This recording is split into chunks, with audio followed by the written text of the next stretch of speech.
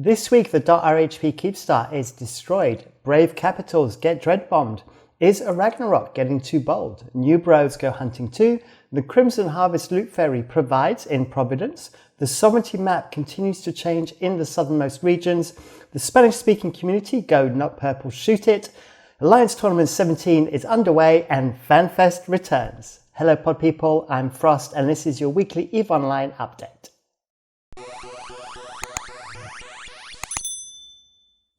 Welcome back. As the headlines would suggest, I have lots to talk about this week, but I will try and be as concise as possible and rattle through things. As always, we start off the show by announcing the winners of the Scope Syndication skin. One of my winners has come through, the other one has not. So the winner that I can show off is Akrith Braum, who's won a Healer Gila skin. And the other name, which is Retzig's Hub. I don't even know how to pronounce it. I'm not even going to try. There we go. So you need to come forwards, please. That is your YouTube name. You need to come forwards, contact me on my Discord so you can claim your skin. I'm also going to give away some bonus skins. They're not going to be Healer Gilas. They're going to be other skins that I still have that I haven't given away to some of my favorite comments. So this first comment was said by a few people, but Salty Gamer was the first. So Salty Gamer said, trust no one, not even your alts. And I like that a lot. Then Good Lad 87 came back with, I trust my government more than I trust people in EVE, which says a lot. So I like that one. And then finally, Alexander Rain came back with a poem with never trust a mirror. It merely shows your skin. If you think that it should show your worth, it's time you looked within. So there you go, some deep thoughts there from Alexander Rain, Good Lad 87 and Salter Gamer. Please get in touch with me through my Discord and I will give you a bonus skin.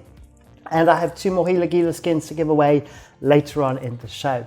Okay, so let's get started with all the news now. First up, obviously Declan. I actually have a video here, so let me just do that. So I play the video because everyone likes to watch a Keepstar die. So this is the .RHP Keepstar in E3UY, I think it was. I can't remember the name of the system now. I don't want to stop the video. As we know, this Keepstar belongs to RHP. RHP were kicked from Greater Trash Community. RHP have now officially moved to Impasse and joined Red Menace Coalition. I did hear from the news last week, but I didn't post it because I hadn't heard it from an official source. And as you know, I don't like to post claims that I don't think have come from a valid source or a source where I can absolutely 100% confirm it. But yes, so we now know that RHP are part of Red Menace Coalition and then they have SOV in Impasse. So there we go, and we've got a Keepstar to blow up as well, so that's always good. This, by the way, died uncontested, as you can see. There was no fight, just lots of supers and carriers, and I think a subcap fleet just shot at it until it was destroyed. So that wraps it up for RHP and Declan. So the big news this week is Pureblind. So in Pureblind, in the system of EL8-4Q, so let me bring up .lan so we can see what's going on. So let me make sure my pen is at the ready. So EL8-4Q is up here. And what is interesting is that it was regarding a Fortizar that was dropped by Brave and was in its anchor timer. And as you can see highlighted in blue, this is the region that Brave have currently taken. Now, I was presuming that they would be happy with just the one constellation with these 2 extra systems for the time being, but it looks like they have expansion program. You know, they may be looking to move into this constellation as well. I mean, that is the only reason why I would see them dropping a Fortizar in ELH-4Q, which is in Bandalog's territory, like right bang in Bandalog's territory. So what happened here was, and I have a couple of videos, so I have first one from the view of test. So this Fortizar was dropped and it had quite a long anchoring time because obviously they don't hold the SOV, and news got out that this Fortizar was being anchored. And what happened as a consequence is that Disorderly Vagrants, who are a corporation within test, had a cache of dreads that they kept in another system. I'll show you which one that is in a minute. By the way, I also have this video from the perspective of Pandemic Horde. So Test called Pandemic Horde and said, by the way, this Fortizar is anchoring. Pandemic Horde then jumped a whole bunch of dreads through Null-Sec to be here for this. And what happened is that they saw kind of a pattern emerging in the behavior of Brave in terms of defending structures. and they knew that carriers would be dropped, and hence why they provided this kind of dread bomb response to it. So Test brought some subcap fleets, Pandemic Horde brought subcap fleets as well, and then both Test, particularly Diva, that's Disorderly Vagrants, and Pandemic Horde brought all the dread bombs. Now the final tally on this, let me go back to the kill mail. There we go. So it was 225 billion lost, mostly to carriers and a few dreads as well. And as you can see, the dread bomb on the left here, you can see is quite substantial from Pandemic Horde and from Test. So there you go, and then we go into the subcaps.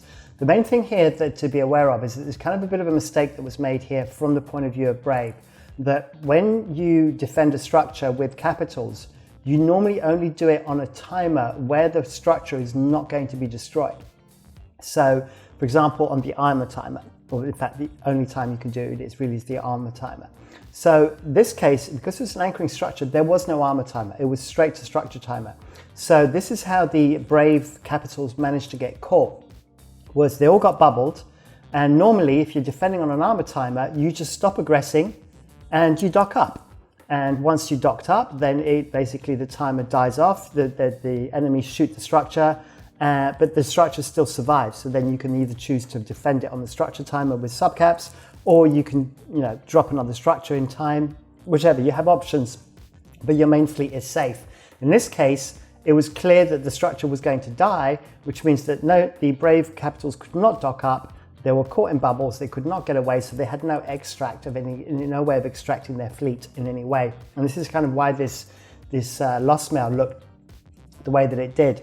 The upside to this, though, for Brave was that the other parties, so Test, Bandalogs, Pandemic Horde, etc., actually left the system after the fight. And because it was Crimson Harvest, they were able to loot the field, and they were able to make back a large portion of this from the wrecks. So it's not the end of the Brave capital fleet by any means, and I know they have more as well, but also they have the ability to rebuild them from the loot that they managed to get from the field. So there you go. So it all kind of balances out in the end. So there you go. So that's kind of what happened with Pureblind and EL8-4Q. Now, what are we going to go on to next? We're going to go on to Veil of the Silent. We're going to talk about A Ragnarok. So if you don't know by now, A Ragnarok is basically a pilot of a Ragnarok Titan who has been known for drive-by shootings and has an alt called A Hell. And he has been very, very active in the last few weeks. In fact, he's been on my show almost most weeks in the last few weeks. But he's getting more bold as we go along. So in fact, I'm going to show you a video right now. So this is A Ragnarok, and he has now become a kill mail horse. So he wanted to get on this kill mail, and so he jumped in his Ragnarok, but he couldn't jump straight into the system. And so he ended up gating through 2 gates in his Ragnarok to get on a kill mail for a Nidhogger that was trapped on a gate by his fleetmates, by his alliance. And so basically he flew all the way there, and you can see this in the video. And I will link that in the description below. As always, I always link all the videos that I show on the channel. I link in the description below so that you can go and check them out for yourselves. Now, the thing is that is A Ragnarok getting too bold? This is becoming a regular pattern now. And as we saw with Brave Collective, if you have a pattern of behavior, people will pick up on that. And whilst I was at EVE London, I actually spoke to a few people at Winter Coalition, and they have their eyes on A Ragnarok. And so, how long can this continue, and will it continue? That is the question. So food for thought there. And I would love to hear in the comments as well, whether you think A Ragnarok will continue to succeed or whether he will finally get caught by Winter Coalition. Right. So I think that wraps up that. Oh, the other thing as well to mention is that literally, I think it was last night, A Ragnarok was involved in a kill with a golem. So he killed a Marauder. Now, this brings me nicely on to Outer Passage. So in Outer Passage, I'm going to show you a battle report here. And basically, it was also a Varga that was destroyed. But this time, it didn't take a Titan pilot with a Ragnarok, with a ship worth hundreds of billions, to shoot it. In fact, all it took was a bunch of T1 cruisers. And I wanted to just highlight this because apparently the FC has only been playing a few months, And so it's kind of very much a Newbros setup here with just T1 cruisers, but it shows that if you want to get on kill mails and you want to get in fleets, you don't have to be flying a Titan. You don't have to have all the skill points in the world. You can be a Newbro, you can get involved, and you can go out and get these amazing kills. So there you go. So kind of a real contrast there of the ships that we use to achieve the same objective. So then what we're going to do, we're going to go on to, we're going to do the giveaway. Let's do the giveaway now. So the giveaway as last week is for the Healer Gila. I always say Healer Gila because some people like Healer, some people like Gila, and no one can ever make up their mind which is the right way to pronounce it. So I always call it the Healer Gila. Now, in order to win the Healer Gila, you have to make a comment in the YouTube comments below with a keyword of my choosing. And my keyword this week, which you have to make up a sentence with, is drop. I think drop was very appropriate with what happened to Brave, and also the Varga got dropped and so forth and so on. You can use any adjective of that or any kind of grammatical version of that. So dropping, dropped, etc. Keep it polite, please. And so use the word drop, make up a sentence, and the draw ends on the Friday, the 12th of November at 1800 UTC. And Friday, 12th of November is also a very, very important date. Put it in your diary. 2000 UTC is when I start my Twitch show. So my Twitch show starts Friday, 12th of November, 2000 UTC. I would love it if you were there. It's going to be along kind of the same format. We're going to be talking about the PvP and the kind of the player-driven content of EVE. I think I'm going to call the show Blapped and Podded because everyone needs a 3-letter acronym, right? So I'm going to go for BAP. So Blapped and Podded is going to be the name of the show, and that starts on Friday the 12th of November. So be sure to subscribe to my Twitch channel and everything, get the notifications, all that kind of stuff, and I'll hopefully be everything set up by Friday. All right, time to move on, and we're going to move on to Providence. So we're going to head to the south now. So Providence is down here. And actually what I'm going to be talking about in Providence was 2 structures that were destroyed. So I have so many tabs open. I'm going to try and work out which one's which. Here we go. So this was the first Fortizar that was destroyed, but it was destroyed by Goon Swarm, and it belonged to Goon Swarm. So this is an abandoned scenario. And for those of you not familiar with the mechanic, if you own a structure and you let it run out of fuel, if you then shoot the structure, all of the contents that are in that structure drop out. And I actually have here a picture of some of the stuff that dropped, but it kind of gives you an idea with this one particular line right here. You could see like 3 raw cores and about half a dozen, maybe a little bit more carriers dropped out, a couple of Macarials as well. So, pretty expensive stuff, and it was a very, very good loot drop, worth much, much more than the Fortizar. And the reason why this happened was that the corporation that owned this Fortizar were in Providence. They joined Goon Swarm, kept the Fortizar, then abandoned it, and I think it was quite a point where it was used by lots of different people, not just by the corporation itself, and hence they, I would imagine some wrecking crew pilots lost quite a lot of stuff if they didn't evacuate their goodies. So there you go. So that's what happened to that one. The other one, which had a big drop, there we go, is this extra large ship maintenance array. Now, it looks like this ran out of fuel and it was just killed by 3 bombers from Snuffed Out. But what did it drop? It dropped a Titan. It dropped an Erebus. So obviously this value is wrong because we know that Erebuses and Titans still cost a lot more at the moment. But obviously because of the Crimson Harvest and the 90% drop rate, the chances of it dropping were very good if it had been in there, and it was. And so they did pretty good out of that. No purple on it, but still, that was still a pretty good catch there by Snuffed Out, and well spotted by those guys for finding it. So that was that. So now what we're going to do is we're going to talk about the ongoing war in the southeast, and the war isn't what it used to be. Like I was talking about RHP, like Wrecking Crew, Red Menace Coalition, and PIBC versus Fire Coalition. It's kind of now broken down into kind of smaller skirmishes between various groups. Wrecking Crew seem to have pulled out of it now. So if we go, for example, to Tenerife's, we talked last week about Flying Dangerous, who were the group that were evicted out of Pureblind by Brave. Brave took their territory. As you can see, they're kind of slowly but surely making their way and taking more territory in Tenerife. I think they'll go to these 2 constellations and then they'll be happy. What is interesting though is that there's actually some much smaller skirmishes going on, particularly between one crew, who are here, who are part of Red Menace Coalition, and Lollipop Monopoly, who are part of Fire Coalition. Lollipop Monopoly fly with Celestial Empire and Flying Dangerous. I think there's one other group as well, possibly, that fly with Celestial Empire. But either way, these 2 groups kind of been going at it. And it just shows once again that not all fights in Null-Sec involve big blobs. And I've got to try and find the right battle report again. Here we go. So you can see that we're talking very small numbers here, 17 and 11, and then 4 wormholers that showed up just to get involved as well. And this was a fight over the iHub in Tenerife. But it shows that Lollipop Monopoly and Celestial Empire were here, and obviously one crew and what possibly go wrong on the other side.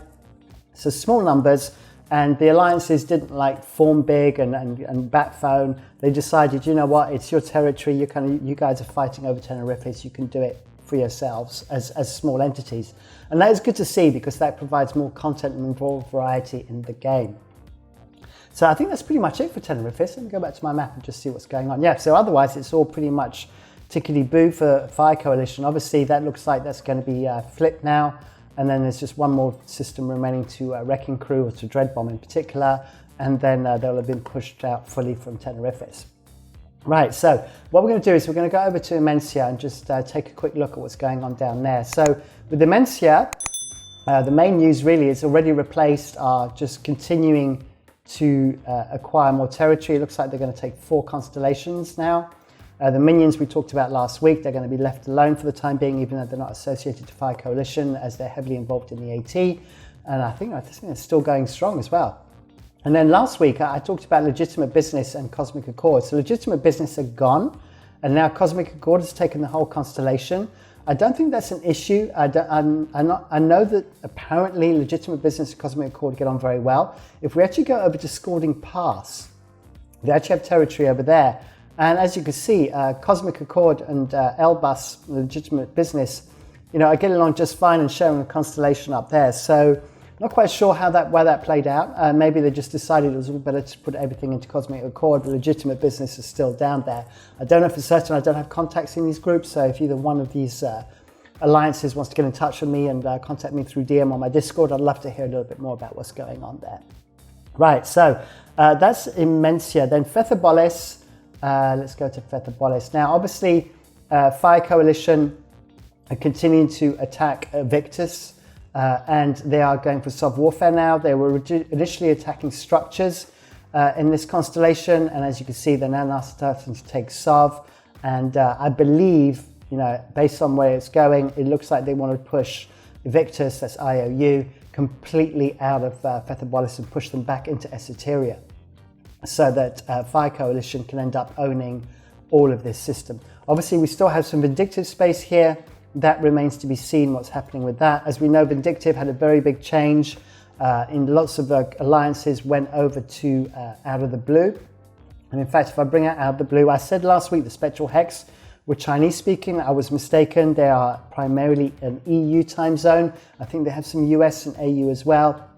But anyway, Spectral Hex originally went to AOM, but have now bounced over to Out of the Blue, and so have joined Vapor. So the numbers, as you can see from Vapor, Out of the Blue, this is from all of the various Vindictive groups merging into Out of the Blue.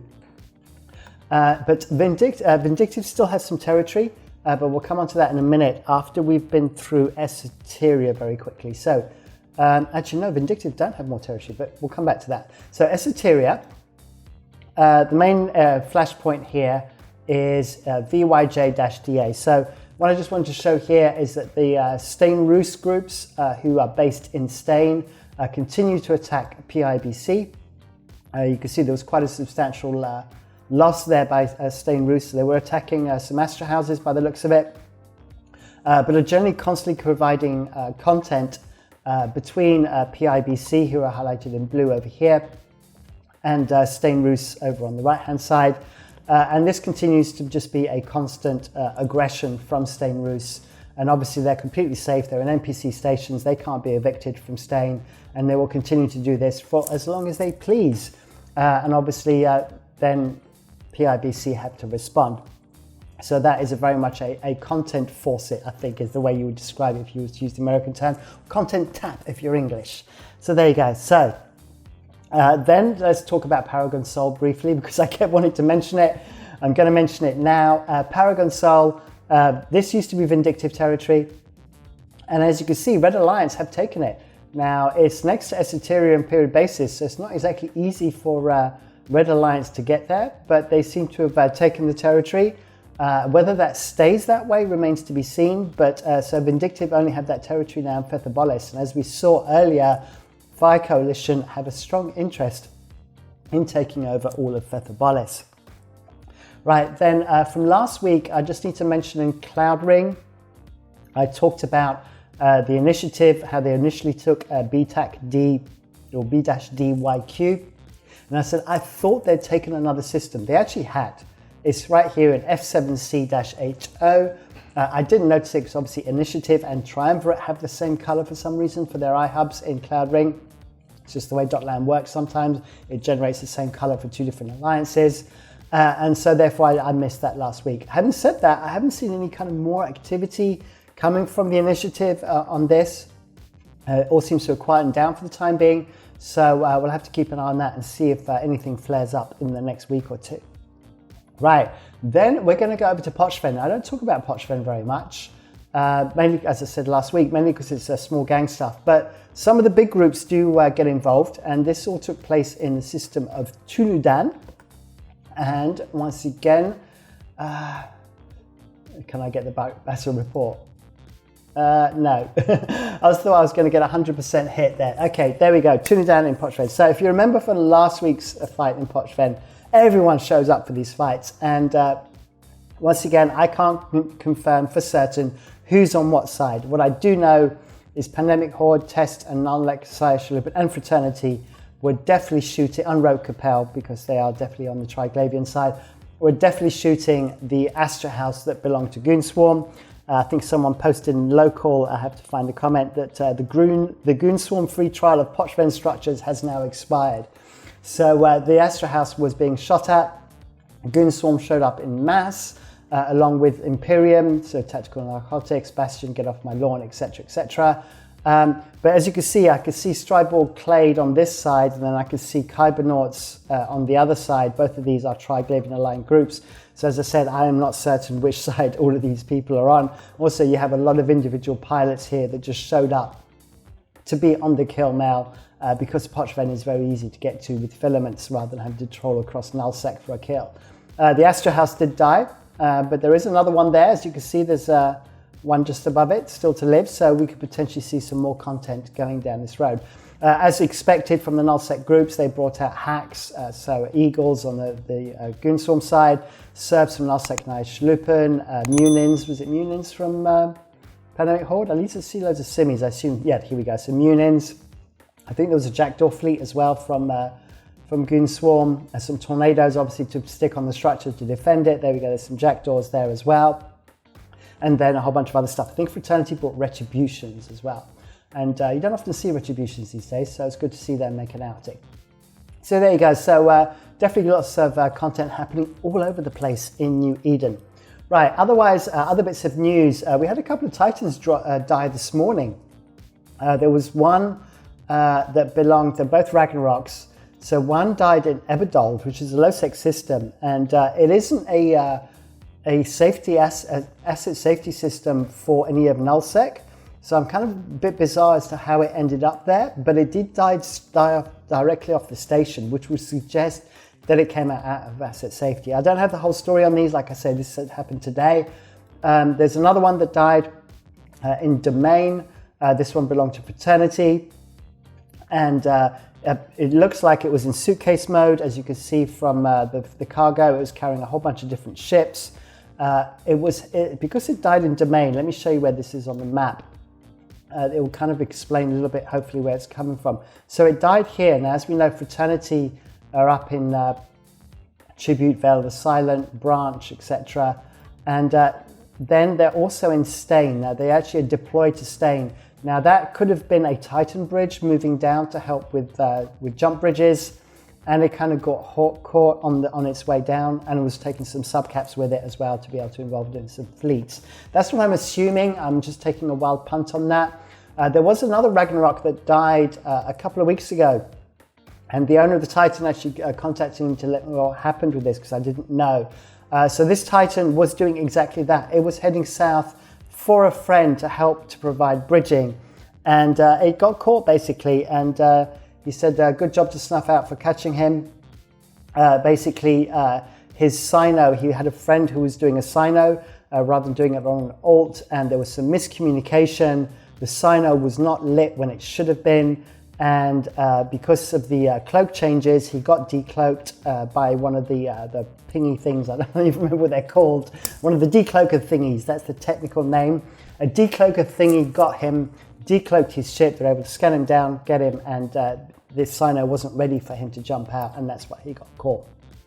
So as always with these traveling Titans, it is always very, very sketchy, and since the changes to basically the addition of the timer on the cloak, it makes things extremely difficult now in terms of moving Titans solo rather than kind of big move ups. Then in terms of sort of ratting kills, 13 Rorquals died, so once again it's kind of about half of what we saw in kind of early October and during September. Quite a few supers died actually. There was 7 supers that died this week, all pretty much ratting supers from what I could see. One interesting one though was this one in QO-SRI in Provi. I have it here. It was actually a solo kill by another supercarrier. So somehow 2 supercarriers managed to duke it out without anybody noticing. And so we got a kind of like a Nyx on Hell fight. I don't think it was a fight at the sun, there was a fight on the moon. Clearly a ratting Hell being caught by a battle Nyx. But I do find it quite surprising that no one actually saw the fight happening and no one got involved. So yeah, a solo kill there from a Nyx. So you don't see that very often on another supercarrier. So I thought that was worth of a mention. Right. Then I have another video. This video I wanted to bring up because it is important for the Spanish-speaking community. The Spanish-speaking community now have their own NPSI fleet. Now, as you know, or you may not know, Spanish is one of the few languages that hasn't been localized by Eve. And so they always want this bringing to the attention of the public, and they need a lot of support to get CCP to add Spanish localization to Eve. In the meantime, though, the players have done something for themselves. They've created a NPSI fleet community. Basically, they give out free ships. You can see these like cheap ships like Catalyst. So you just generally create a nice new tune so you don't have a problem with standings. They have an in-game channel called Bait My Taco, and they also have a Discord channel which I have linked in the description below. So if you're a Spanish speaker, go and check it out, go and support this community. That'll be a really cool thing to do. Right, also another thing, this affected me probably more than other people, is you may not be aware, but the Thera bookmarks, which is a service provided by eScout, went offline. I actually missed this last week, so I'm mentioning it now. If you're wondering where your Thera bookmark folder has gone, it's been offline. The reason why was because Snuffed Out were able to get admin access to these bookmarks and pointed all of the Thera exit wormhole bookmarks to a kill zone, and then basically killed anybody that was flying through Thera through to use Thera and were using an exit wormhole out of Thera, and killed them. And so at the moment the bookmarks are online until eScout find a way to address this if they can. So that's kind of what's happening there. It's a pain for me because a lot of my tunes, you know, I try and get news, and I have lots of scouts flying everywhere, and I use Thera a lot. So it's going to mean I have to now use ships that have probes on them, which means I can't use my yachts anymore, which is my favorite ship for just bombing around space, just checking things out. Right, so that's that with the Thera bookmarks. Then obviously last weekend we had Alliance Tournament 17. Lots happened. I'm not going to be able to talk about it all now. Also, I was at EVE London, which I'll talk about in a minute.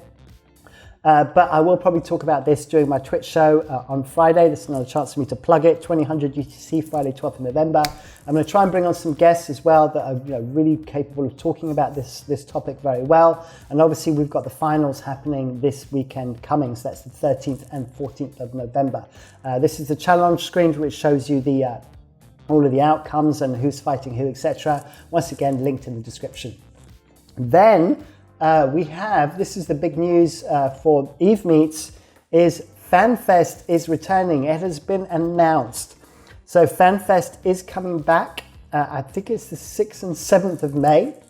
It will show in a minute, probably on the video. But yeah, so FanFest is coming back to Reykjavik and in May, early May.